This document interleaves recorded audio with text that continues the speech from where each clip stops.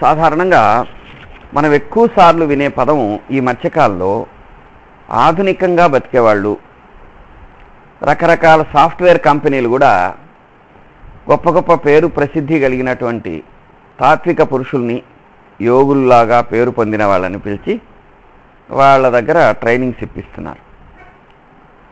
అంటే సమాజం ఏం గుర్తించిందంటే ఆధ్యాత్మికతను గుర్తించేది కొంతవరకు జరిగినా ఎక్కువ భాగము ప్రతిదాన్ని తమ అభివృద్ధికి ఉపయోగించుకోవటం అలవాటు కనుక, అది అవసరం కనుక ప్రతి పనికి ఇప్పుడు వ్యక్తిత్వ వికాసం మీద, యోగా అనే పదం చాలా పాపులర్. ఇంతకీ ఏంటంటే యోగా చేస్తున్నానండి అంటారు. వాళ్ళ దగ్గర పోయి అమ్మా అయ్యా నువ్వేమి యోగా చేస్తున్నావే అని, పతంజలి యోగా అండి అంటే అది ఎట్లా ఉంటుందంటే పతంజలి మా పక్కింట్లో ఉన్నట్టు ఉంటుంది. పతంజలి మానవజాతిని ప్రేమించిన గొప్ప మహర్షి. నిజంగా ఈనాడైనా పతంజలిని పక్కింటికి పిలిచినందుకు ఆనందిద్దాం.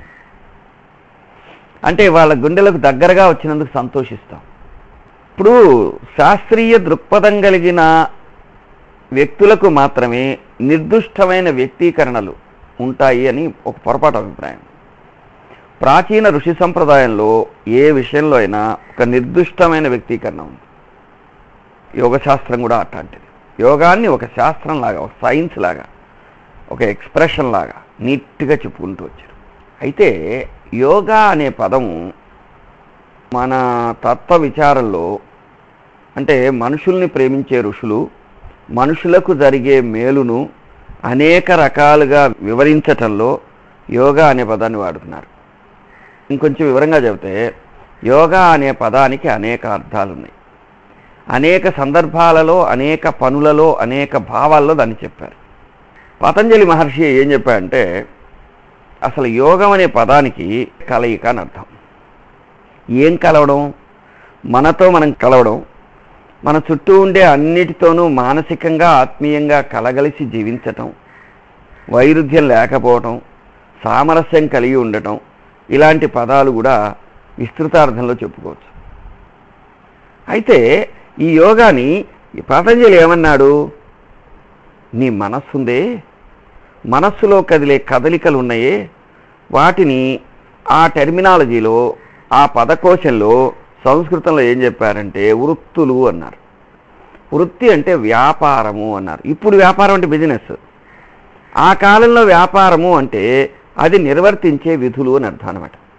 మనసు నిర్వర్తించే విధులను, మనసులో వచ్చే కదలికలను, మనకు అవసరం లేని, ప్రయోజనకరం కానీ, శ్రేయోదాయకం కానీ అయిన డిస్టర్బెన్స్ని నిరోధించటం. చిత్తవృత్తులను నిరోధిస్తే ఏమవుద్ది? ఏకాగ్రత సిద్ధిస్తుంది. ఏకాగ్రత సిద్ధిస్తే ఏమవుద్ది? ధ్యానం కలగద్ది. ధ్యానం కలిగితే ఏమవుద్ది? సమాధి వంటి ఒక గొప్ప ఏకాగ్ర నిష్ట కలుగుతుంది. దానివల్ల ఏమవుద్ది? జ్ఞానం కలగదు. దేని గురించిన జ్ఞానం? నువ్వు దేన్ని ధ్యానం చేస్తే దాని గురించిన జ్ఞానం. దేని మీద నీ మనసును లగ్నం చేస్తే దాని పరమైన జ్ఞానం కలిగి నీకు శాంతి ఆనందాలు కలిగి నీ జీవితం సఫలంగా ఉంటుంది. అందుకని యోగము అంటే చిత్తవృత్తులను నిరోధించడం అని చెప్పారు. బాగానే ఉంది. నా చిత్తవృత్తులను నిరోధిస్తాను అనంటే అట కుదరదయా? నీ చిత్తం ఎక్కడుంది? నీ అంతరంగంలో ఉంది. నీ అంతరంగం దేని నుండి అంటే నా అంతరంగం దేహాన్ని ఆశ్రయించి ఉంది అని మనం అనుకుంటాం. కానీ ఋషి చెప్తాడు, అయ్యా నువ్వు పొరపాటు, అమ్మా నువ్వు పొరపాటు. ఏమిటంటే నీ దేహాన్ని ఆశ్రయించి నీ లోపల ప్రాణమో, జీవమో, జీవచేతనత్వమో లేదు. చైతన్యాన్ని, ప్రాణాన్ని, జీవశక్తిని అనుసరించి నీ దేహం ఉంది. ఇంకా మాట్లాడితే నీ దేహంలో నీ ప్రాణం లేదు, నీ ప్రాణాన్ని ఆశ్రయించి నీ దేహం బతుకుతుంది. ఆ రెంటికి తేడా ఉంది అని ఎలా చెప్తావు అంటే, మన దేహము ఇంతవరకే ఒక ముక్కలాగా నరికేసినట్టు మనకు అనిపించదు. మనకు విస్తారంగా ఉన్నట్టు, అందులో దేహం ఉన్నట్టు, అంటే ప్రాణశక్తిలో దేహం ఉన్నట్టు మనకు తెలుస్తూ ఉంటుంది కొంచెంసేపు గమనిస్తే. దాన్ని చాలా వివరంగా పెద్దలు చెప్పారు. అందువల్ల మన మనః పరిధి కొంత దూరం మన జీవ పరిధి వ్యాపించి ఉంటుంది. దాని మధ్యలో ఒక జీవ చైతన్యాశ్రితమై దేహం ఉంది. అందుకని ఇప్పుడు ఏమైంది? చిత్తవృత్తి నిరోధం యోగ అని చెప్పి ఆయన ఏమన్నాడంటే, దేహాన్ని సక్రమంగా పెట్టుకోకపోతే నీ మనస్సు సరిగా ఉండదు. మనస్సు సక్రమంగా ఉండాలంటే దేహం సరిగా ఉండాలి. దేహం సరిగా ఉండడం అంటే ఏమిటి? దేహానికి 4 ఉన్నాయి. మొట్టమొదటిది, సరి అయిన పరిశ్రమ లేకపోతే దేహ అవయవాలు, దేహం యొక్క నిర్మాణ క్రమం సరిగా ఉండదు. సో సరిగా దేహాన్ని కదల్చి సరి అయిన వ్యాయామం ఇచ్చి సరి అయిన కదలిక ఇవ్వాలి. శరీరం శక్తివంతం అవ్వడంలో మనం ఏమనుకుంటాం? ఆహారం రెండవది అనుకుంటాం. కానీ ఋషి ప్రకారము రెండవది గాలి, శ్వాస. శ్వాసను సక్రమంగా నియంత్రించితే దేహం సరైన ఆరోగ్యంగా ఉంటుంది. శ్వాస, దీని తర్వాత మూడవది ఆహారం అనుకుంటాం. లేదు లేదు, నీళ్లు, ద్రవం. ఎట్లా అంటే ఆహారం లేకపోతే కొన్ని రోజులు బతకతాం, నీళ్లు లేకపోతే ఎక్కువ రోజులు బతకం. గాలి, తర్వాత ద్రవము, తర్వాతది ఆహారం. అయితే ఆహారం ఎలా తినాలా? యుగాల నాడు భారతీయ ఋషి చెప్పాడు ఏమని? నీ పనిని బట్టి నువ్వు ఆహారం తినాలి. ఋషులు కొద్దిగా కందమూలాలు తినేవాట. అంటే వాళ్ళు శారీరకమైన కదలికను తక్కువగా నియంత్రించుకునేవారు. జంతువులు జీవాన్వేషణ చేసే పురుగులు, పక్షులు కూడా చేస్తాయి ఇట్లా. ఒకసారి భరద్వాజ మాస్టర్ గారు తదేకంగా ఇలా చూస్తూ ఉన్నారు. ఆయన మెడ కదల్చడంలే. 1, 2, 3, 4, 6, 10, 12, 14 అంటున్నారు. ఏమిటని ఆ పక్కన అతను అడిగాడు. అప్పుడు మాస్టర్ అన్నారు, అది చూడవాయి అన్నాడు. అది చూడవాయి అంటే అక్కడ ఒక చిన్న బల్లిపిల్ల ఇంతది ఉంది. అది దాని శరీరానికంటే 4-5 రెట్లు పురుగులను మింగేసింది. అది దాని పొట్ట బాగా సాగిపోయి ఎర్రగా అయిపోయి దాని లోపల పురుగులు కనిపిస్తున్నాయి. అన్ని మింగేసింది. ఇప్పుడు మనకైతే ఏమనిపించిండేది? డబ్బు ఇంత సంపాదించాలో ఇంకోటి అనిపించిండేది. మాస్టర్ గారు ఏమిటి అది తెలుసు కనుక ఆయన అన్నాడు, ప్రాచీనంగా యోగులైన వారు ఆహారం లభించినప్పుడు తినేసి ఆ తర్వాత ఆహార అన్వేషణకు కాలం గడపకుండా ఎక్కువ సమయము దేహం నిలిచేలాగా చేసుకుని వాళ్ళు ఇలాగే సాధన చేయడానికి ఉపయోగించుకునేవారు అని ఓ మాట చెప్పారు. ధ్రువ ప్రాంతాల్లో జంతువులు మంచు లేకుండా తక్కువ మంచు ఉన్నప్పుడు ఆహారం సంపాదించుకొని దొరికిన ఆహారం ఎక్కువ తినేసి ఎంతో కాలం జీవయాత్ర గడుపుకుంటారు. కప్ప కూడా అట్లాంటిదేం చెబుతారు, దొరికినప్పుడు తినేస్తుంది. అసలు ఆ పశువులు నెమరు వేస్తాయి. ఆహారం దొరకగానే గబగబా తినేసి అందులో దాచిపెట్టుకొని ఆ తర్వాత నింపాదిగా అవి తెచ్చుకొని తిని నమిలి రుచి అనుభవిస్తాయి, ఆనందిస్తాయి. ఈ శరీర ధర్మాలన్నీ ఎందుకు వచ్చాయంటే ఆహారము శరీరం యొక్క అవసరాన్ని బట్టి మనిషి తినవలే. పశువు అట్లా కాదు, పక్షి అలా కాదు, వాటికి అవసరాలు వేరుగా ఉంటాయి.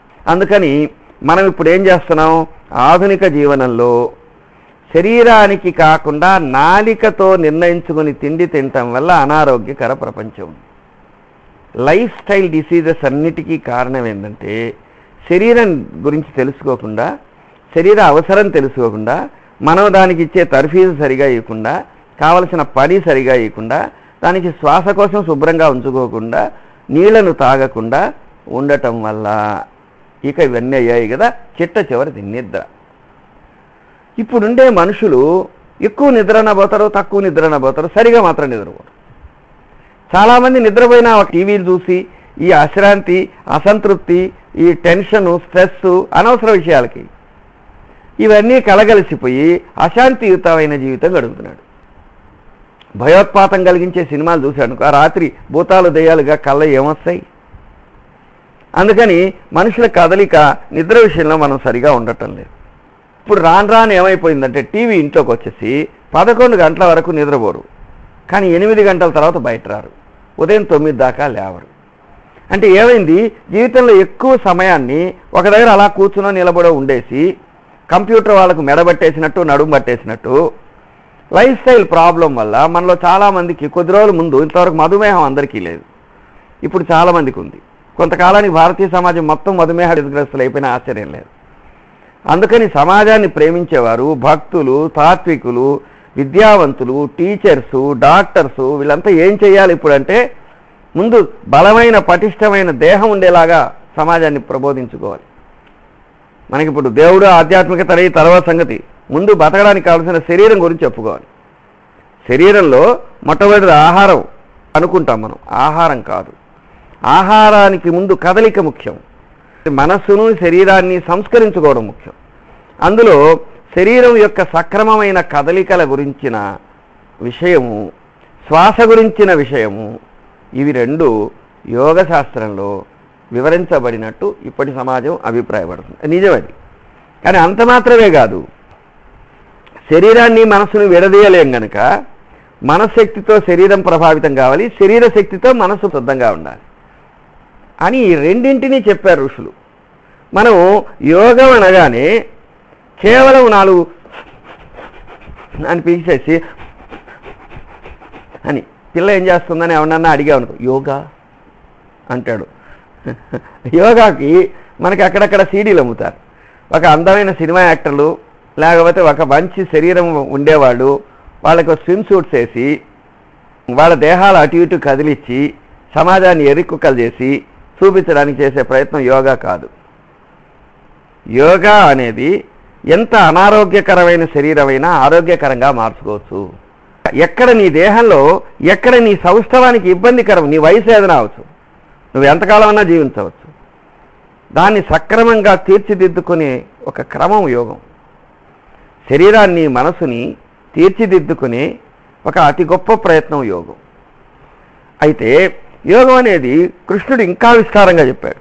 మొత్తం జీవితాన్నంతా ఏ విధంగా నువ్వు సంస్కరించుకోవాలో, నీ జీవితం ఏ కళను అనుసరించి ఉండాలో, నీ జీవితం ఏ ధర్మాన్ని బట్టి బతకాలో ఆ జీవన కళను బోధించేది యోగం అన్నాడు. యోగానికి అనేక వేల అర్థాలు చెప్పాడు. కర్మసు కౌశలం, పర్ఫెక్ట్గా పనులు చేస్తే అది యోగం పొమ్మన్నాడు. నువ్వు ఏ పనన్నా చేయి, ఆ పని పర్ఫెక్ట్గా చేయి. శ్రద్ధతో సహనంతో చేస్తే యోగం అన్న భావం వచ్చేట్లుగా బాబా చెప్పారు. నువ్వే పనన్నా చేయి, సంపూర్ణంగా క్షుణ్ణంగా చేయన్నా. అంటే యోగం అనే పదం ఆయన చెప్పకపోయి ఉండవచ్చు, కానీ ఆయన భావం కూడా జీవన కళలో ఉత్తమ అవసరం ఏమిటంటే శ్రద్ధా సహనాలు. మా గురువు గారు అదే అడిగారు పొమ్మన్నారు. అదంతా మనిషి యొక్క జీవన శైలిని గురించి చెప్పారు. అక్కడ దాన్ని కూడా యోగం అనే అన్నారు పెద్దలు. యోగం నాకు తెలిసిన ఒక పెద్ద పండితవర్యులైన మహాత్ముడు సుమారు 40 విశేషార్థాలతో చెప్పి ఉన్నారని చెప్పి ఆయన చెప్పారు. అందుకని జీవితంలో యోగం అనేది ఒక భాగం కావాలి. అంటే అది స్టైల్గా సరదాగా కాదు, సీరియస్నెస్ ఉంది, అవసరం ఉంది. గాలి కంటే, నీటి కంటే, ఆహారం కంటే, మనో అవసరాల కంటే ప్రాథమిక అవసరం యోగం. అంటే అన్ని పరిస్థితులలో స్థాల్యం కలిగి ఉండే స్థితి యోగం. అది వ్యక్తికి, వ్యవస్థకు, సమాజానికి కూడా అవసరం. అందుకని యోగం మీద విస్తృతమైన అధ్యయనం జరగాలి. విస్తృతంగా గ్రామాలకి, పల్లెకి ఎక్కడికడితే అక్కడంతా వెళ్ళి చెప్పాలి. అక్కడ ఉండే వాళ్ళందరూ దాని గురించి యోచించగలగాలి. మీకు తెలుసా, మన సమాజంలో ఈ రోజుకి దేహాన్ని పరిశుభ్రంగా ఉంచుకోవడం చేతరాదు. పరిశుభ్రత ఒక యోగం. పరిశుభ్రత దైవత్వానికి మొదటి మెట్టు. ఎవరు అపరిశుభ్రంగా ఉంటారో వారికి పరిశుభ్రమైన ఆలోచనలు రావు. అందుకని మన ఇళ్లలో ఇల్లు శుభ్రంగా ఉంటే అది యోగానికి కారణం. నీ ఒళ్ళు శుభ్రంగా ఉంచుకోవడం యోగం. నోరు మాట్లాడతావే, ఆ మాటలు శుభ్రంగా ఉంచుకోవడం యోగం. సమస్త మానవ కళ్యాణకరమైనటువంటి విషయాలన్నీ యోగంలో భాగం అనేది ఋషుల యొక్క ఉద్దేశం. కాబట్టి యోగా అనగానే ఎవరో బాగా 10,000 5,000 నెలకిచ్చి వారానికి 3 పూట్లో 2 పూట్లో పోయి వాళ్ళు చెప్పింది మనం వినకుండా నలుగురిలో అహంకారం చాటుకోవటానికో ఏదో మన కోరిక తీర్చుకోవటానికో మాత్రమే కాకుండా మనం మలుచుకోవటానికి, మార్చుకోవటానికి చేయాల్సిన కృషి యోగం. ఇప్పుడు ఒకరు ఉన్నారు, నాకు లావైన దేహం ఉంది అన్నారు. లావైన దేహం తగ్గించేసుకోవచ్చు, పెద్ద కష్టం కాదు. అంటే మనం ప్రయత్నించకే కానీ మన దేహాలన్నీ ఖచ్చితంగా మారుతాయి. కాబట్టి మీరు శారీరకంగా, మానసికంగా బలవంతంగా, ఆరోగ్యకంతంగా, శక్తివంతంగా జీవితాన్ని అనుభవించేలాగా ఉండాలంటే చేయవలసిన పని పేరు యోగము. యోగం అంటే ఫార్స్ కాదు. యోగం అంటే ఊరికే 4 వ్యాయామాలు 3 ఆసనాలు వేయటం కాదు. యోగం అంటే మన శరీర, ఇంద్రియ, మనోబుద్ధులు అన్నింటినీ కూడాను మనం సక్రమంగా ఉంచుకుని ఉపయోగించుకునే పని. దానికి వయసుతో నిమిత్తం లేదు. యోగం అనే భావాన్ని ఉదాత్తమైన, విస్తృతమైన, విశాలమైన, సర్వజీవ హితకరమైన, సామరస్యపూర్వకమైన, మహాత్ములు మెచ్చే ఉత్తమమైనదిగా మనం భావించాలి. ఒక విషయం ఏంటంటే, మన జాతి మహాపురుషులందరూ వాళ్ళ దేహాన్ని, మనస్సుని ఎంతగా నియంత్రించుకున్నారో విశేషంగా కనిపిస్తారు. ఉదాహరణకి సాయిబాబా, ఆయన వస్తాదులా ఉండేవారు. బుద్ధుడు, ఆయన 83 ఏళ్ళు ఏదో బతికారంటారు. కానీ 83వ సంవత్సరంలో ఆయన దేహం విడిచే ముందు రోజు కూడా ఆయన చాలా ఆరోగ్యంగా ఉన్నట్టు చెబుతారు. ఆయన వాళ్ళ శిష్యులకు బోధించినట్టు చెబుతారు. కాబట్టి ఆరోగ్యము, ప్రాణాయామము, తర్వాత దేహ కదలికలు, మానసిక కదలికలు, ఆహార విహార నిద్రాదులు పరిమితంగా ఉంచుకోవటం యోగం అని కూడా భగవద్గీత చెప్తుంది. యుక్తాహార విహారస్య అని ఇట్లాంటివి. అందుచేత జాగ్రత్తగా ఆలోచిస్తే జీవన కళను బోధించేది యోగం. సర్వజీవ హితకరమైనది యోగం. మనకి అందరికీ మేలు చేసేది యోగం. సుఖమయమైన జీవితాన్ని, ఆరోగ్యవంతమైనటువంటి వీటిని ప్రసాదించేది యోగం. అటువంటి విస్తారమైన యోగం మన సమాజానికి మేలు చేయాలని, అటువంటి సత్పురుషులు ఉద్భవించాలని, వారి ద్వారా అది లభించాలని మనం భగవంతుని ప్రార్థిస్తాం.